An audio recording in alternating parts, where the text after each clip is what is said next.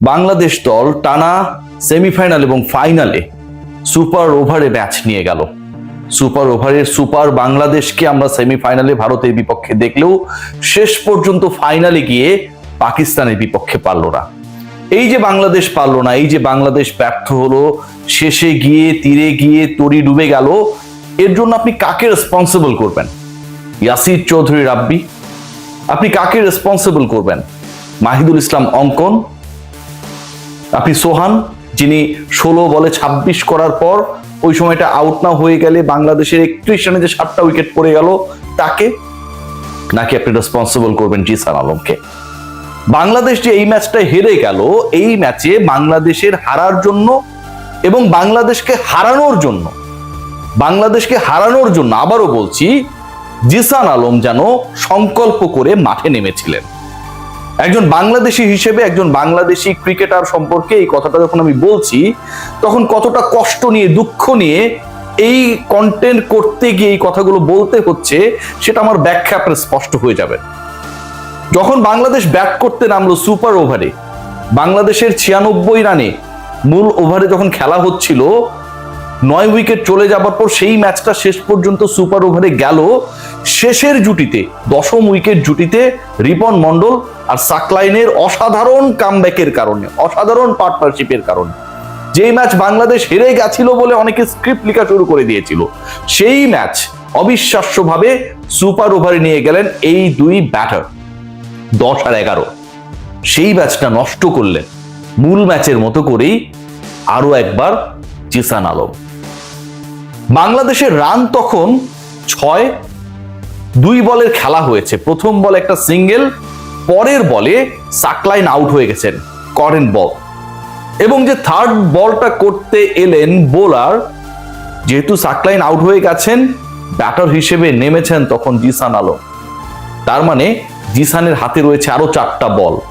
সেই 4 ball face করার সময় প্রথম যে বলটা এলো সেটা ওয়াইড, এবং কিপার মিস করায় আরো 4 রান, এক্সট্রা 5, আগে নিয়েছে 1। বাংলাদেশের তখন 2 বলে 6 রান, বাকি আরো 4 বল। জিসান আলম যেই শট খেলে আউট হয়ে গেলেন।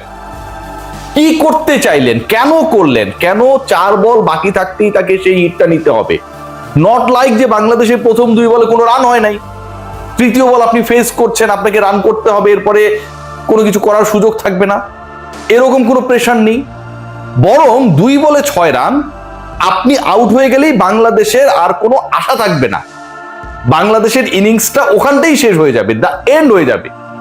আপনি 4 বল বাকি থাকতে অদ্ভুত কিসিমের একটা শট খেলে আউট হয়ে গেলেন। বাংলাদেশের টার্গেটটা পাকিস্তানকে দেয়া গেল 7 রানের মাত্র। সেই 7 রানের টার্গেট তারা টপকে গেছে। রিপন মন্ডল অসাধারণ 2টা বল করেছেন, কিন্তু প্রতিদিন তো রিপন একলা জেতাবেন না। কারণ এই দলে রিপনরা যেমন থাকেন, রাকিবুল্লাহ যেমন থাকেন, এই দলে সাকলাইনরা যেমন থাকেন, এই দলে জিসান আলমদের মতো, এই দলে ইয়াসির চৌধুরী রাব্বিদের মতো, মাহিদুল ইসলাম অঙ্কনদের মতো দলকে হারানোর জন্য কিছু ক্যারেক্টার থাকেন, সদা জাগ্রত জনতা। বাংলাদেশ হেরে গেল। ভারতের বিপক্ষে পারা বাংলাদেশ পাকিস্তানের বিপক্ষে সকল ক্ষেত্রে, বোলিং ডিপার্টমেন্টে, ইনিংসের শুরুতে, শেষে গিয়ে কামব্যাক করাতে 2 বলে 6 রান হয়ে গেছিল সুপার ওভারে, সেই জায়গা থেকে এগিয়ে থাকা বাংলাদেশ, ড্রাইভিং সিটে বাংলাদেশ শেষ পর্যন্ত পারল না। মূল ইনিংসেও যেন তারই পুনরাবৃত্তি। মূল ইনিংসে যেন কয়েকজন ক্রিকেটার প্রত্যেকেই জিসান আলমের অগ্নিমূর্তি ধারণ করলেন। বিভিন্ন মুভিতে দেখি না অনেক অনেক ক্যারেক্টার, কাহো না প্যারেতে ঋতিক রোশনকে আমরা দেখেছিলাম, কখনো বড় লোকের ছেলে, কখনো গরিবের সন্তান। আমরা দেখেছিলাম জরুয়া মুভিতে, আমরা দেখেছিলাম কখনো সালমান খানকে, কখনো গোবিন্দকে। বাংলাদেশেও বহুত মুভি হয়।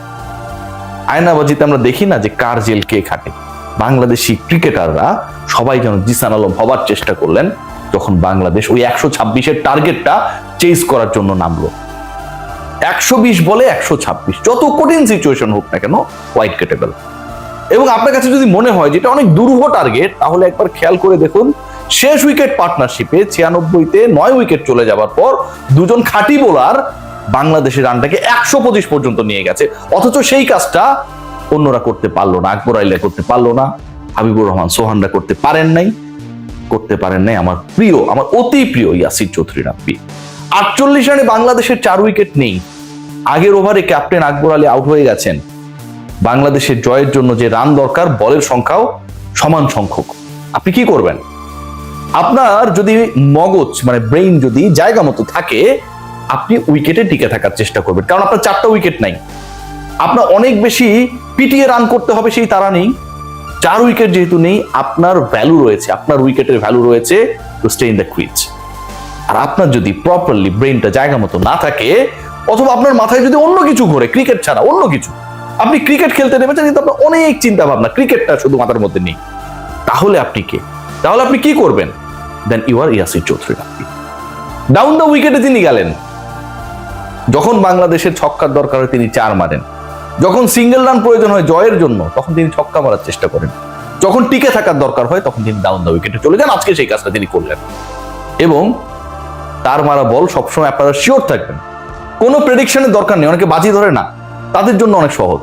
ইয়াসির রাব্বি যদি ভুংভাং কিছু করতে চেষ্টা করে, ওই বলটা ক্যাচ হিসেবে ফিল্ডারের কাছেই যাবে, এবং যেখানে ফিল্ডার দাঁড়িয়ে থাকবে সেখানে দৌড়ে যাচ্ছে, ক্যাচ ধরার জন্য চেষ্টা করছে, কোনো কিছু করার দরকার নেই, শুধু হাত পাতবে ধরে যাবে। ইয়াসির চৌধুরী রাব্বি উইকেটটা বিলিয়ে দিয়ে আসলেন। মাহিদুল ইসলাম অঙ্কন ডাক পেয়ে ডাক মারলেন, ন্যাশনাল টিমে টি20 সাইডে ডাক পেয়েছেন, এবং ডাক পাওয়ার 1-1.5 ঘন্টার মধ্যে তিনি ডাক মেরে দিলেন। 4 বলে 0 রান, কোনো রান করতে পারেননি, তখনও কিন্তু তার টিকে থাকার সময়। রান যেহেতু কম হয়েছে, পাকিস্তানি ব্যাটাররা ভুগেছে, মানে আপনাকে স্ট্রাগল করতে হবে। 5ম বলে রিভার্স সুইপ করতে চলে গেলেন আমার প্রিয় অঙ্কন ভাই। বাংলাদেশের নির্বাচকদের মতোই তার ব্যাটিং এক্সিকিউশন।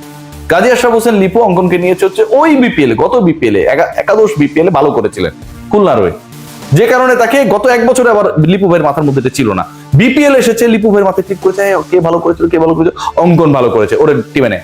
1 বছর হয়েছে, কি হয়েছে? ও তো এখনো আছে, এভেলেবেল আছে, ওরে টিমে নিয়ে আনো। মাহিদুল ইসলাম অঙ্কন রিভার্স সুইপ করতে গেলে উইকেট বিলিয়ে দিয়ে আউট হয়ে গেলেন। কেউ ডাউন দ্য উইকেটে যায়, কেউ রিভার্স সুইপ করতে যায়, এদের কোনো চিন্তা নেই, কারণ কেউ খারাপ করলে এদেরকে নিয়ে সংগ্রামী জনতা, আমরা যারা কন্টেন্ট ক্রিয়েট করি, ভিডিও বানাই, ক্রিকেট অ্যানালিস্ট করি, আমরা বলবো এদেরকে দলে ঢুকান। তাদের তো কোনো চিন্তা নেই, তাদের পেছনে আম জনতা যারা ফ্রুটো খায় তারা সবসময় রেডি থাকে। বাংলাদেশকে হারানোর জন্য বেশি কিছু লাগে না, একজন জিসান আলম, মাহিদুল ইসলাম অঙ্কন, ইয়াসির চৌধুরী রাব্বি, 11 জনের খেলা হলে এরকম 3-4 জন ক্যারেক্টার থাকবে, ইউ হ্যাভ নো ডাউট যে বাংলাদেশ হেরে যাবে। এই ম্যাচের সবচেয়ে পৃথিবীর সহজতম ক্যাচ জিসানের ব্যাপারে ডেফিনেটলি আবারও বলছি, আমি একটা স্ট্যাটাস দিয়েছিলাম, might be he is okay, might be there is no problem, but tension, confusion, suspicion release করার জন্য হলো তদন্ত করা উচিত বাংলাদেশ ক্রিকেট বোর্ডে। এটা আমার মত, এটা আমার মত। আগের ম্যাচে খুব সহজ ক্যাচ ছেড়েছিলেন, যখন 1 বলে 4 রানের দরকার, দৌড়ে রান নিচ্ছেন, বলটা থ্রো করলেন এমন জায়গায় যেখানে না বোলিং এন্ড না কিপিং এন্ড, মাঝামাঝি জায়গায়। আজকের ম্যাচে যেই ক্যাচটা তিনি ছেড়েছেন, এটা ক্রাইম বললেও ভুল হবে, এবং এটা আমি মনে করি, এটা আমার ব্যক্তিগত মত, ইট ওয়াজ আ ইন্টেনশনাল মিস। আমি মনে করি, তার কাছে মনে হতে পারে যে ক্যাচটা আমি ধরবো না, এমনিতেই মনে হতে পারে, এটা তার ব্যাপার, বাট টু মি এই ক্যাচ ছাড়ার কোনো কারণ নেই, কোনো কারণ নেই। আপনি বলতে পারেন পাকিস্তানি ফিল্ডারও ক্যাচ ছেড়েছে, দৌড়ে গেছে, অনেক উপরে ছিল, বাউন্ডারি লাইনে গিয়ে ওই ক্যাচ ছেড়েছে। জিসান আলম যেই ক্যাচ ছেড়েছে, আনবিলিভেবল। জিসান আলম যেভাবে সুপার ওভারে গিয়ে ভেরি ফার্স্ট বল, যেটা তার লাইনে ছিল, মারতে গেছে, 3 বল বাকি থাকতে বাংলাদেশকে অল আউট করে দিয়েছে, আনবিলিভেবল। এগুলোর স্ক্রুটিনি হওয়া দরকার, একদম হওয়া দরকার, হওয়া দরকার মিন্স হওয়া দরকার। আমার প্রিয় বুলবুল ভাই, মিষ্টি ভাষী বুলবুল ভাই, ভালো কথা বলে আইসিসিতে জব করে এসেছে, তিনি আমাকে নিয়ে যতটুকু টেনশন করে যে রিয়াসাত কেন বিসিবির মধ্যে ঢুকে, ইদানিং তার মাথায় এই টেনশনটা ঢুকেছে, সিরিয়াসলি ইদানিংটা ঢুকেছে। এই টেনশনটা করেন না ভাই, এই টেনশন যারা করছে তারা কিন্তু এই টেনশনই শেষ হয়ে গেছে, অন্য কোনো কিছু তাদের করা লাগে নাই, ফারুক ভাই করছিল এক সময়। সো এই টেনশন করেন না, আপনার ক্রিকেট নিয়ে টেনশন করেন। বাংলাদেশ যে আজকে জিততে পারলো না, পরাজিত হতেই পারে, চ্যাম্পিয়ন হতে না পারতেই পারে, চ্যাম্পিয়ন হইতে হবে এরকম কোনো কথা নেই, কিন্তু যেভাবে হেরেছে, way they lost the match, unexpected. কি অসাধারণ বল করেছে বাংলাদেশ।